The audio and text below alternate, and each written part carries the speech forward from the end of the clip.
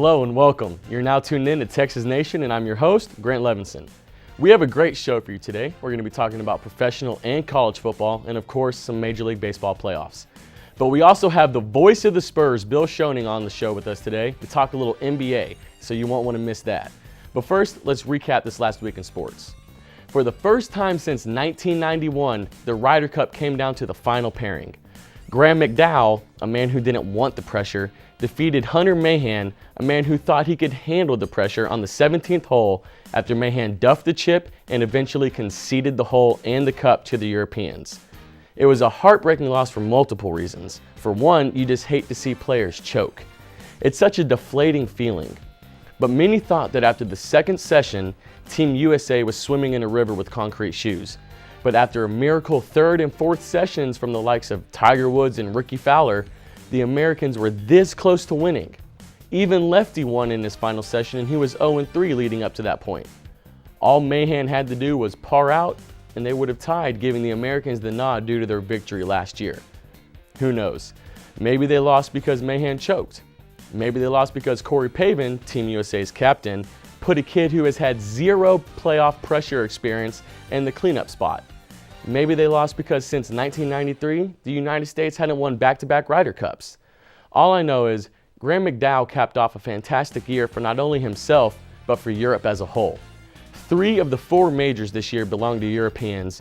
5 of the top 10 and 10 of the top 20 players in the world are European. Looks like it was a year of dominance all the way around. But on a high note for America, like many of us had expected to happen, the Tiger of old came out to play this past weekend. He was laughing and smiling and twirling his club after a great shot. Golf became fun again. But isn't that how it's supposed to be when you're playing well? Tiger, go ask the Europeans. Switching gears now to another athlete back on the rise for what seemed to be the low point of his career, LaDainian Tomlinson. LT bolted out of San Diego and into New York where many thought that he would be nothing more than a bench warmer for the youngster Shawn Green. But after 4 games, the former TCU Horned Frog has rushed for 341 yards, 3 touchdowns, which is good for 7th and tied for 2nd respectively. He has not only earned the respect of his teammates, but he's earned the starting spot as well. LT is just 25 touchdowns away from catching Emmitt Smith with the most rushing touchdowns in a career. So if LT can stay healthy and produce the way he has been, I think he's in prime position to be in touchdown glory within the next 2 seasons.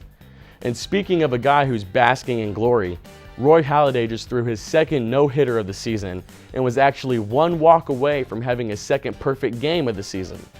The Doc made history Wednesday night by becoming the 5th pitcher ever to throw 2 no-nos in a single season and became just the 2nd pitcher ever to throw a no-no in the playoffs. The last time that happened was in 1956 when Yankees pitcher Don Larson tossed one in Game 5 of the World Series when the Yankees faced the Brooklyn Dodgers. Oh, and did I mention that Wednesday night was Halladay's first ever playoff appearance? Last Wednesday solidified him as the best pitcher in the last decade. In 13 years, Halladay has amassed 169 wins, 1,714 strikeouts, a whip of 1.18, and an ERA of 3.32. With pitchers like Halladay, Hamels, and Oswalt, what they like to call H2O, it looks like the Phillies have all the tools to be back in the World Series for the 3rd consecutive year. Well, when we come back, I'll be sitting down with Spurs play-by-play announcer Bill Schoening, so don't go anywhere.